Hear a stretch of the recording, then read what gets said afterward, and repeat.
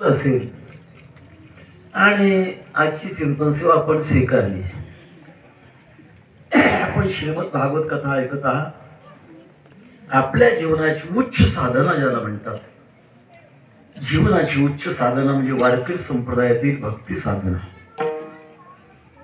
या भक्ती साधनेमध्ये प्रत्येकाच्या जीवनातलं ध्येय आहे. ते ध्येय प्राप्त करून घेण्याकरता केली जाणारी साधना.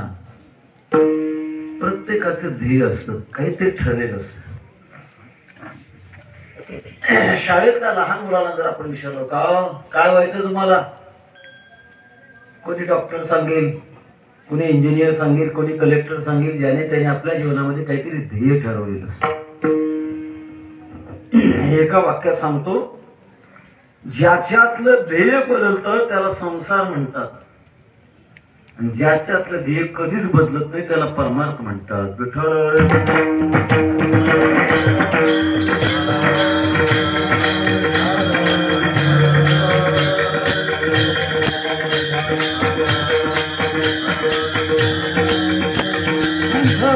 संसारामध्ये पावली ध्येय बदलतं.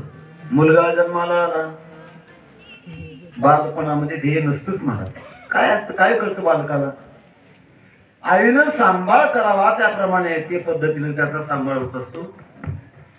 आणि शाळेत घालत असताना त्याच्या बाबतीत ध्येय असतं की त्याने पदवीधर व्हावं. ध्येय कल्पना करूया, मुलगा पदवीधर झाला, आता ध्येय की राहत नाही, मग नोकरी मिळवणं ध्येय. ध्येय बदललं, नोकरी मिळवणं हे ध्येय. कदाचित नोकरी मिळाली, पुन्हा ध्येय बदलत आहे. 2 हाताचे 4 हात होणं ध्येय बदललं. प्रपंचामध्ये लग्न झाल्यानंतर पुन्हा एखादं घर असणं ध्येय बदललं. पुढे संतती होणं, आपला विस्तार होणं ध्येय बदलतं. रात्र जाईल पण ध्येय काही थांबत नाही संसारामध्ये. परमार्थामध्ये मात्र ध्येय एकच आहे, त्याच्यात बदल नाही. सर्व संगे भेट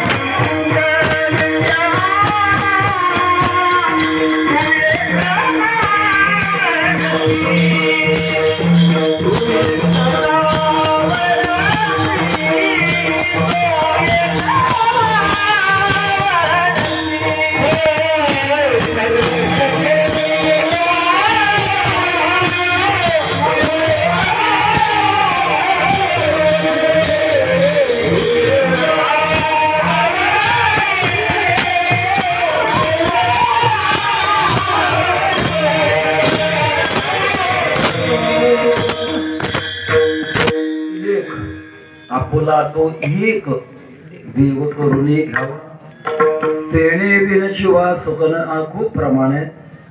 तेव्हा परमार्थामध्ये अनेक साध्य नाही, एकच उद्दिष्ट असतं. संसारामध्ये गरजेप्रमाणे उद्दिष्ट बदलतं, साधना बदलतं. अलीकडे त्या बाबतीमध्ये विचार करत असताना काही गरजा आणि काही आवडी, दोन गोष्टी आपल्याला विचार करता येईल. संसारामध्ये काही गोष्टी माणूस गरजेनं करतो आणि काही गोष्टी आवडीनं करतो. शाळेचा अभ्यास करणं पदवीधर होण्याकरता गरज आहे.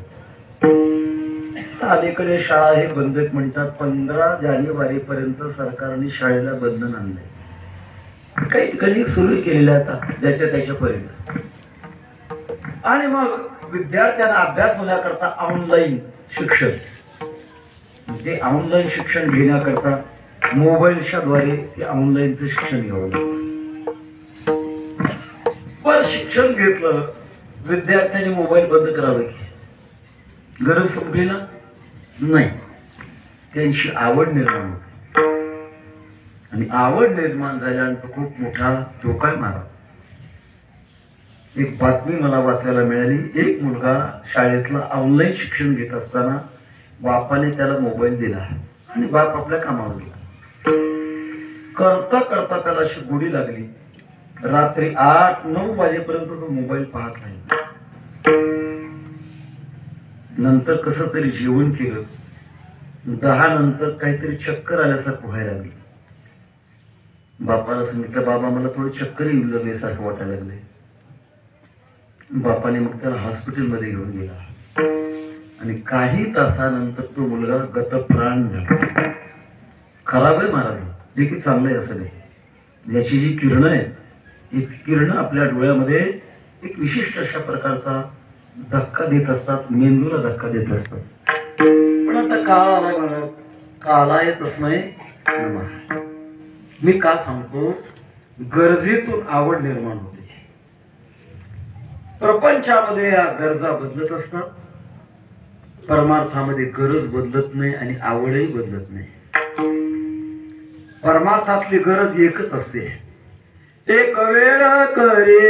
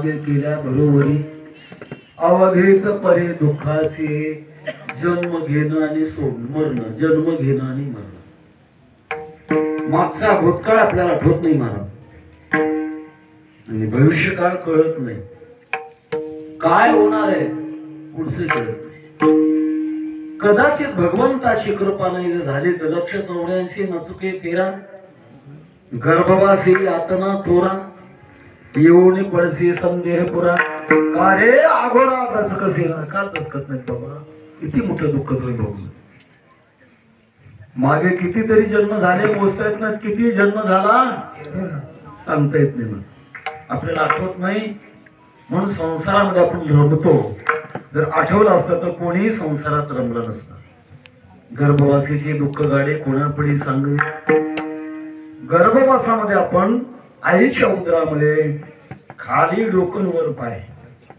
अशा अवस्थेत असतो किती दिवस 9 महिने 9 दिवस अपवादात्मक काही असतात की ज्यांचं डोकं वर आणि खाली पाय त्यांना काय म्हणतात पायाळू बहुतेक माणसं डोकाळू थोडी माणसं पायाळू 9 महिने 9 दिवस इथे घाम आला उकडलं काय झालं काही नाही नाकी तोंडी कृमी किडे गर्भवासीचे दुःख गाडे कोणापुढे सांगवे आठवत नाही पण नक्की अशा प्रकारचे झाले आहेत मागचे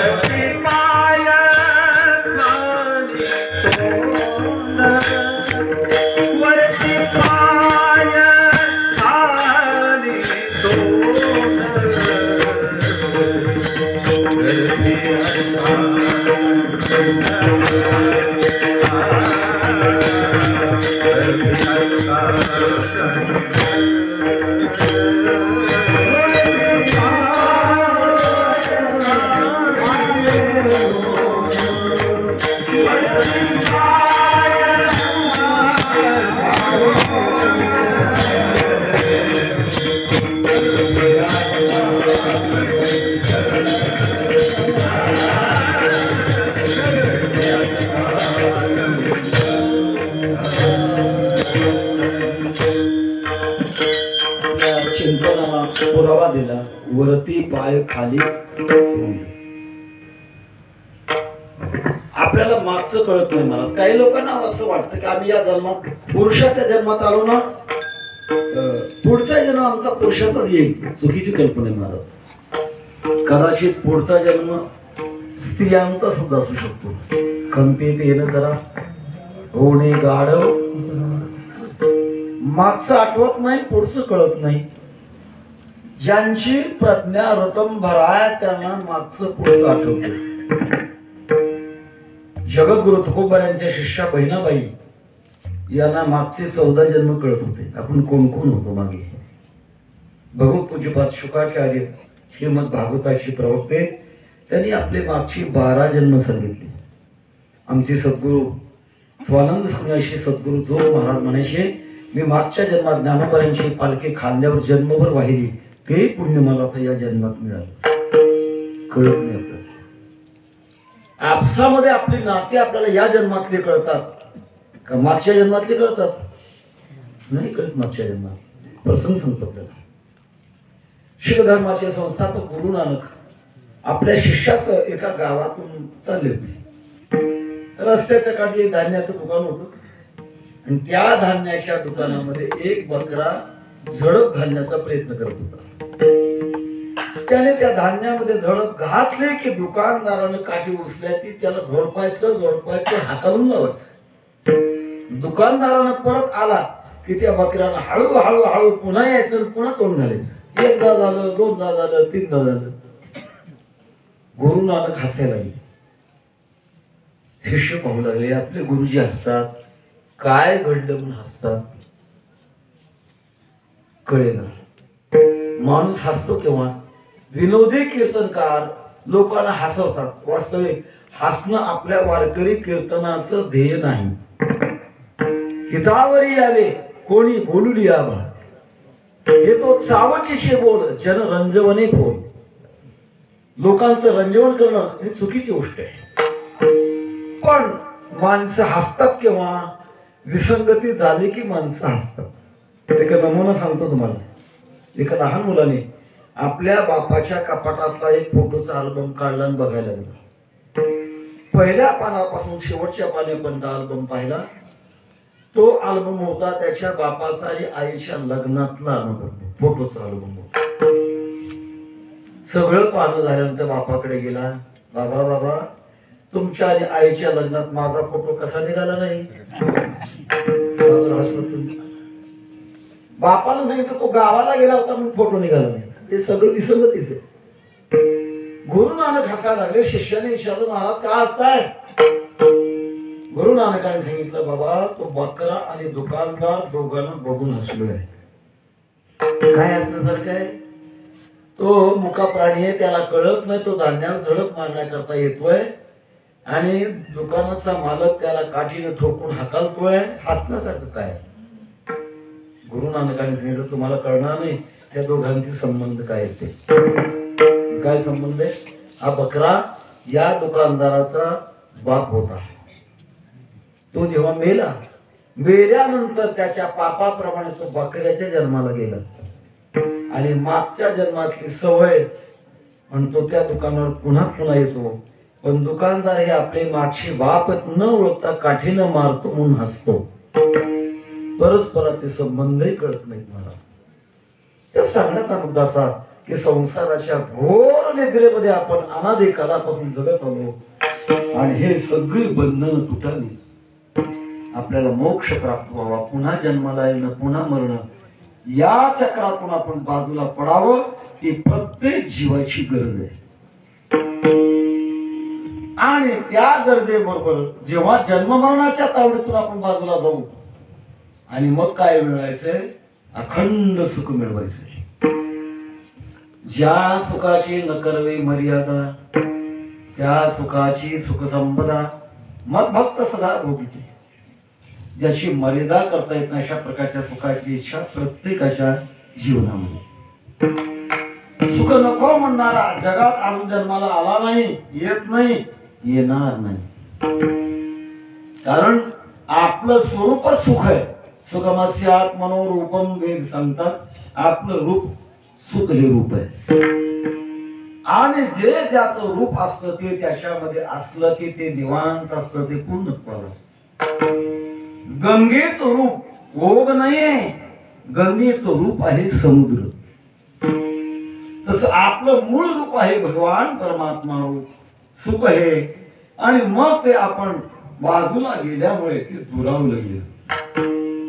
जसं उन्हाळ्यामध्ये सूर्याच्या उष्णतेने समुद्राच्या पाण्याचं बाष्पीभवन होतं आणि ते ढगामध्ये जाऊन थांबत. मृग नक्षत्रामध्ये मान्सूनचा थंड वारा लागला, मग त्याच्यातून थेंब गळतात. तो थेंबाने खाली पडला, तो कोण पडला?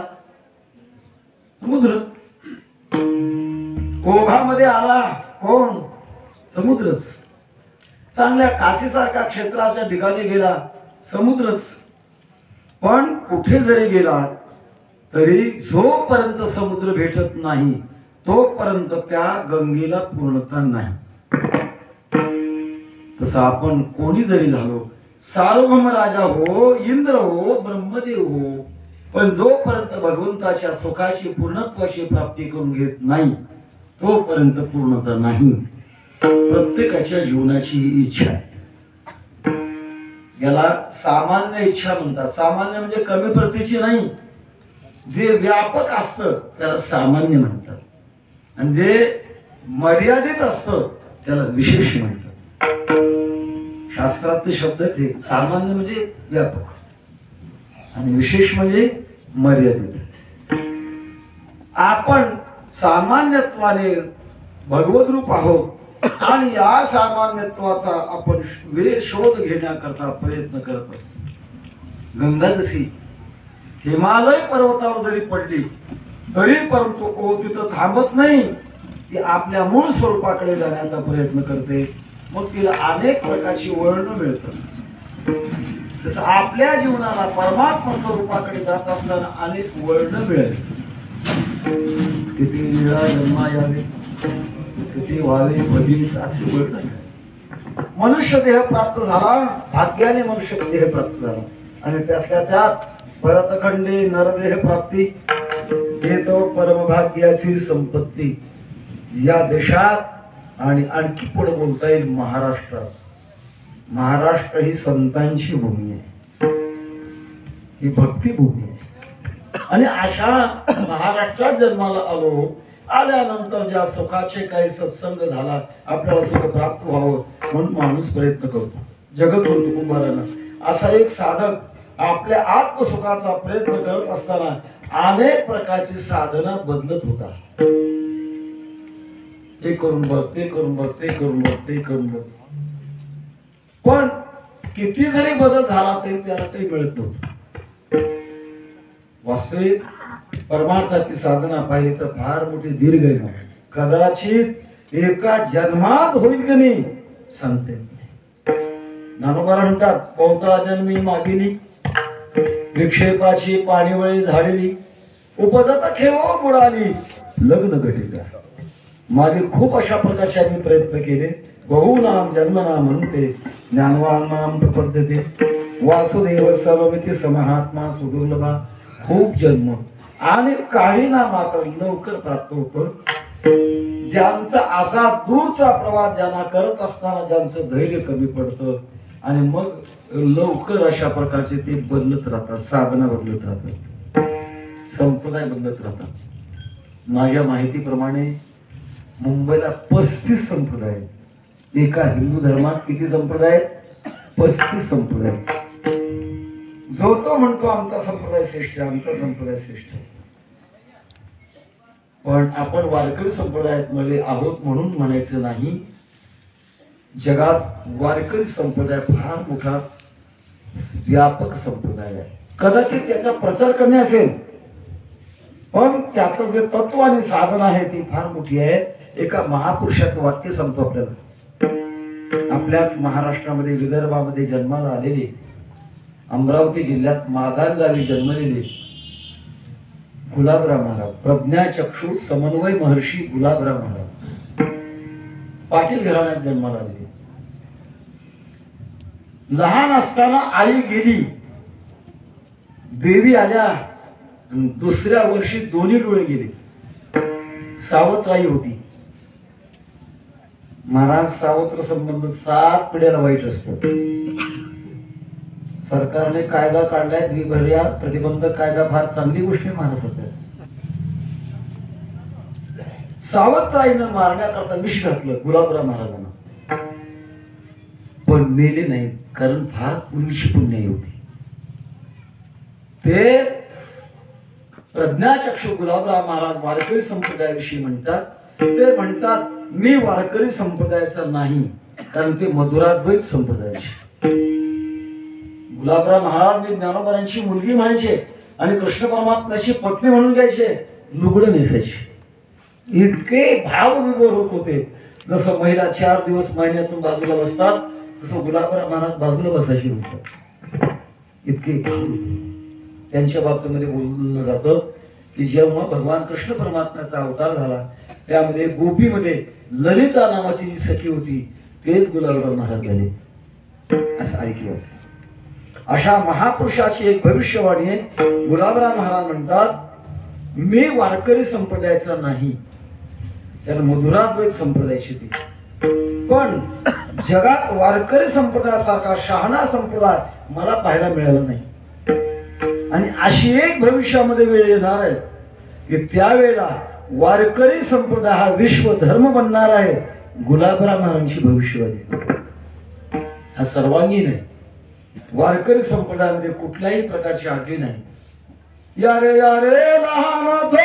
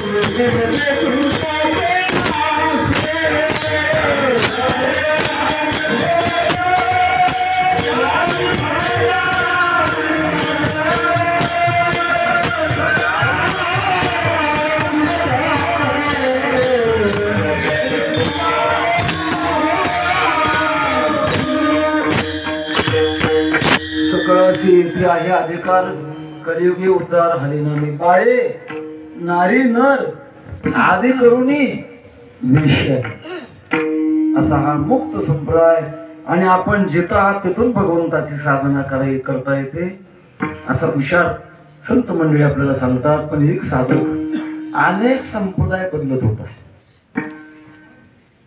आणि तो बदलत असताना प्रकार असा आहे आपल्या साधनेमध्ये गडबड चालत नाही महाराज.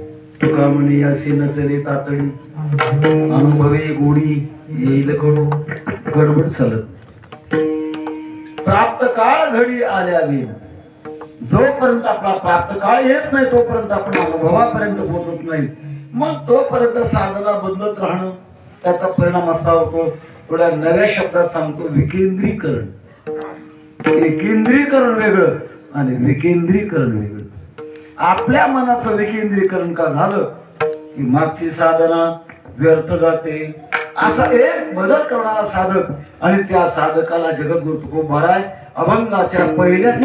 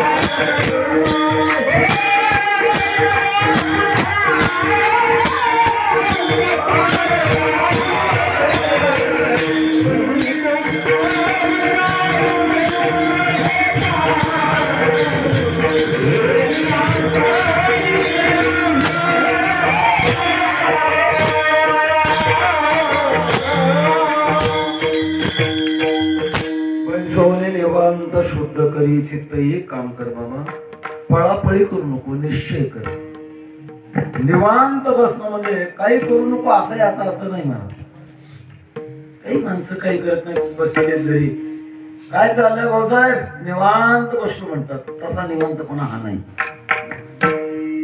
साधन काळातला निवांतपणा आणि सिद्ध काळातला निवांतपणा दोन भाग करू आपण. सिद्ध काळातला निवांतपणा देखील तुमचे चरण निवांत राहिले मन कासया तेजन प्राण आपुला गे माये तो निवांतपणा. आणि साधन काळामध्ये जे साधन आपण स्वीकारले ना पुन्हा आता मात्र बदल करायचा नाही.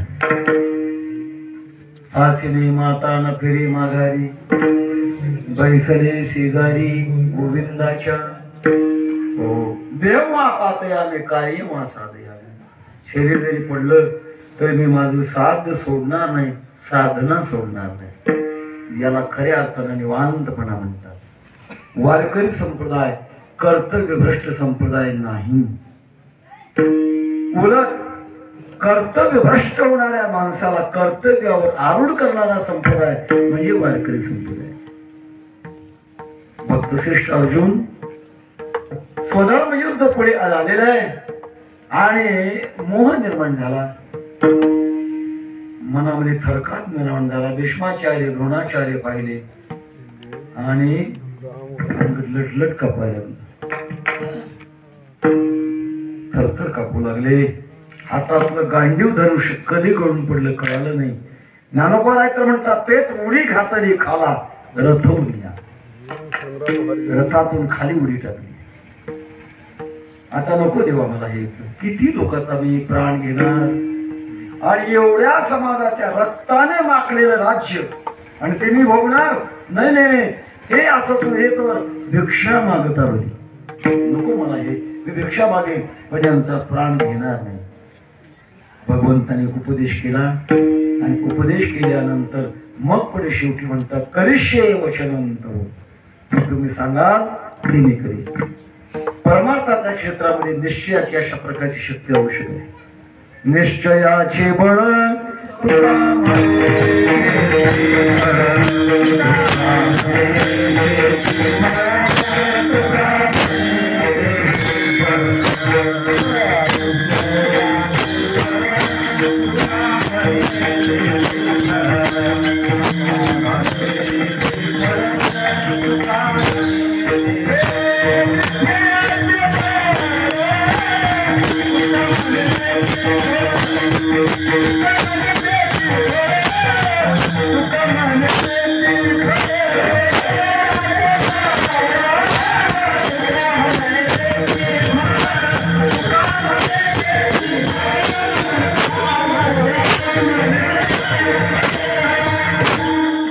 भगवंताने दुसऱ्या अध्यायामध्ये सांगितलंय, व्यवसायात्मिका बुद्धी विवेके कुरुनंदन. अव्यवसायात्मिका बुद्धी, जी अव्यवसायात्मिक म्हणजे निश्चय नसणारी बुद्धी बदलत राहते. महाराज म्हणतात, साधका असा बदल करू नको, निश्चय कर.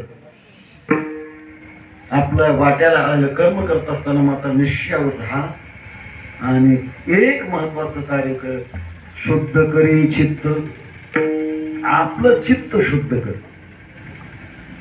परमार्थ फक्त चित्त शुद्ध करण्याकरता आहे. सगळी साधना सगळी सेवा जी आहे ती आपल्या चित्तातले दोष दूर करण्याकरता आहे.